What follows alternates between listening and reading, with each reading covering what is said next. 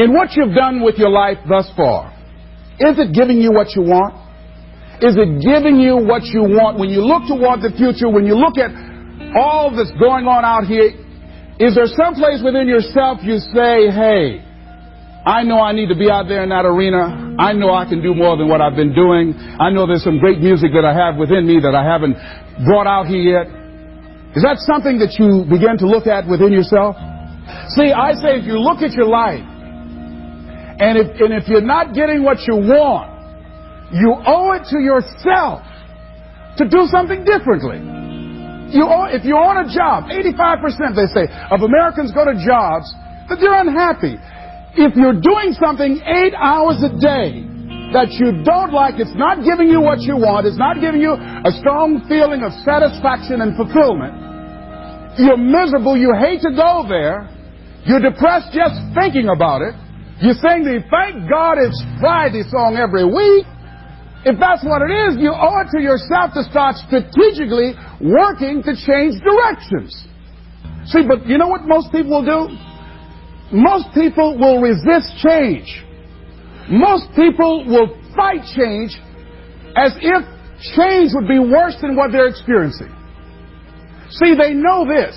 They're familiar with this. Most people will not challenge the unknown. They won't just step out there. See, there's certain things that got to be in place. They got to see it all together. And life isn't like that. That's not how you grow.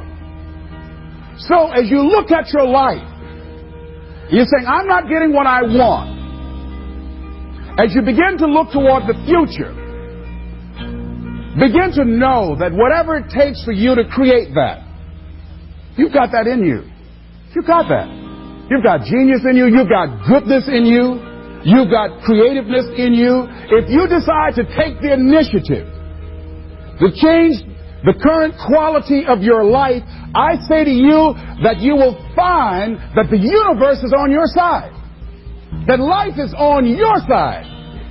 Now, will it be turbulent? Yes. Will it be easy? No. Will you have some opposition? Yes. Will I make a lot of mistakes? Yes. Will I get hurt? Yes. Yes.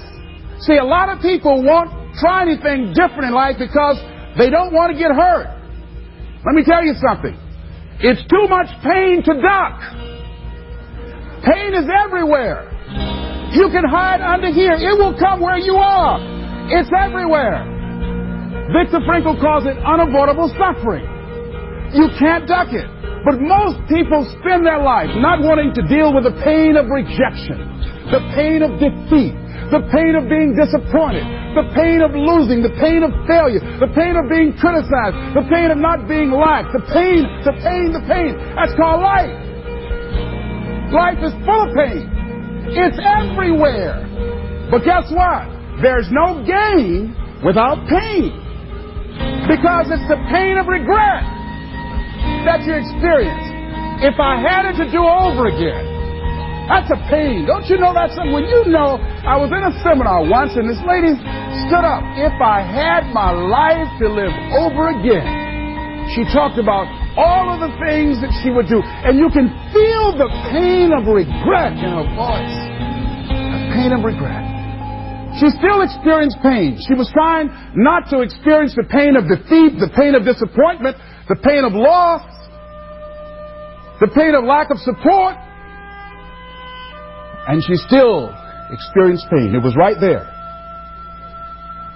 We can't get around it. Most people are governed by their habits, their fears, and the opinions of others. A lot of people never try anything differently because they have been convinced by people in their lives that they value that they can't do it. They're living within the context of the opinions that other people have of them, the low expectations.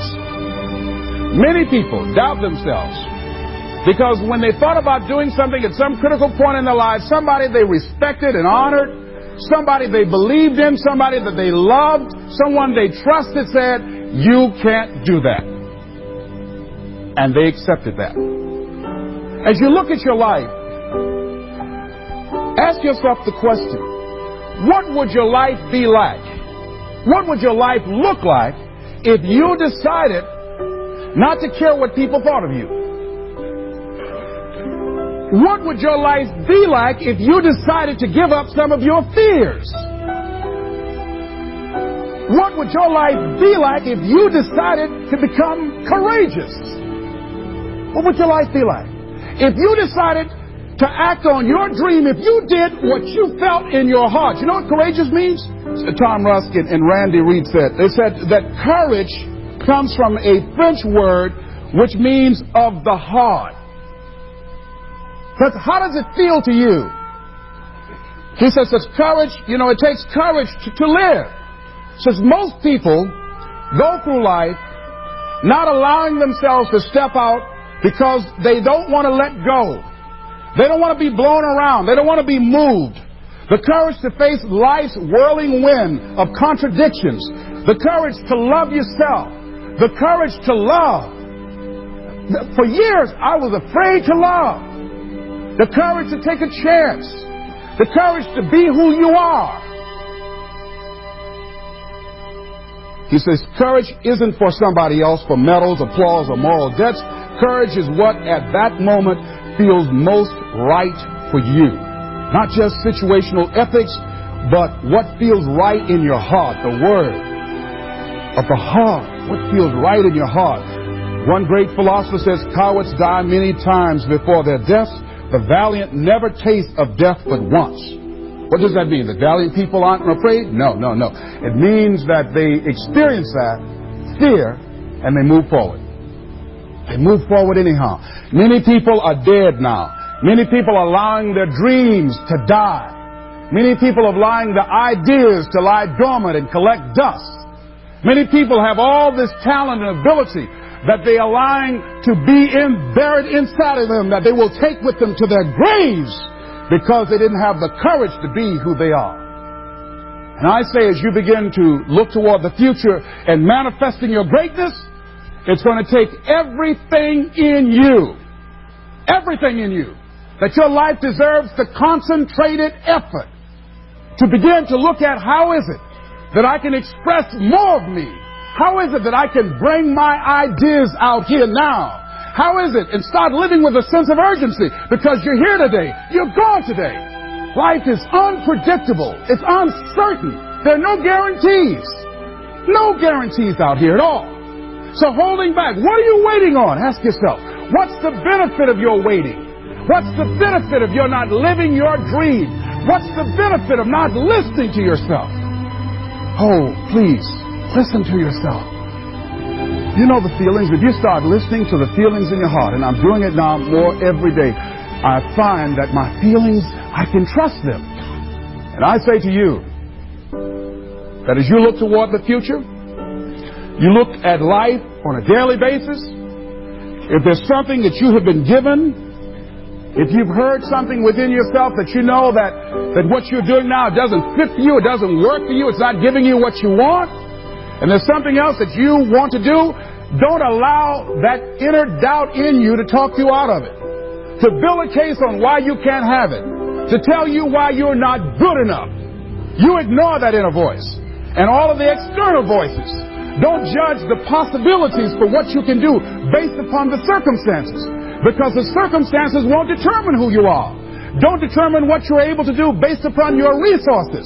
Don't determine what's possible for you based upon where your life is right now.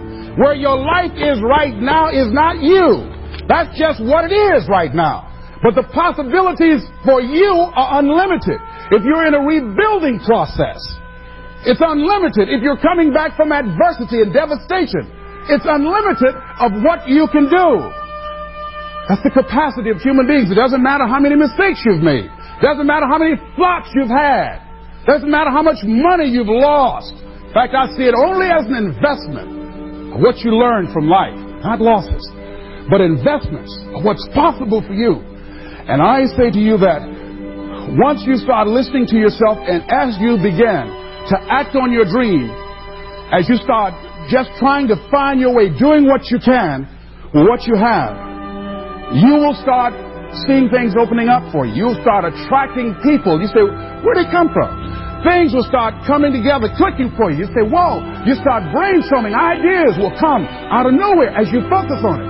The key to it is to begin to focus on what it is you want to do. Why, Les? Why is that important? Because as you focus on that which you want to do, that which we focus on, that which we give our energy to, it will begin to multiply. It will begin to expand. It will begin to develop your consciousness.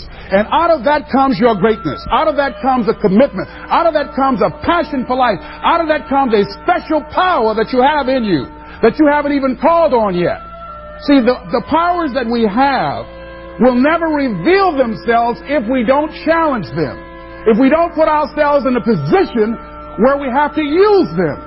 So one of the most important things is reading a book that's a really interesting book called Instant Millionaire, and the guy said, put yourself in a position where you can't retreat, where it's do or die, sink or swim. Here's what you'll find out. You'll develop incredible swimming skills. You'll find yourself stroking unlike you've ever seen before. Through the inspiration of desperation, you'll become more creative than ever before. So what is it? How do we handle that whole piece? Throw your whole self into it. See, most people go at it tentatively. They don't give all their stuff. They don't concentrate. They don't put everything they've got in them. One guy wrote a book called All You Can Do Is All You Can Do. And all you can do is enough. But he said, make sure you do all you can do. And if we're honest this evening, we know that we haven't done all we can do. So as we look at the future, we can decide that from this day forward, as I look at my personal relationships, if I look at my professional relationships, if I look at my family relationships, as I look at all the dimensions of my life, looking at myself mentally, emotionally, and spiritually, I'm going to do all I can do to develop me, to bring my talent out here, to make a contribution to life.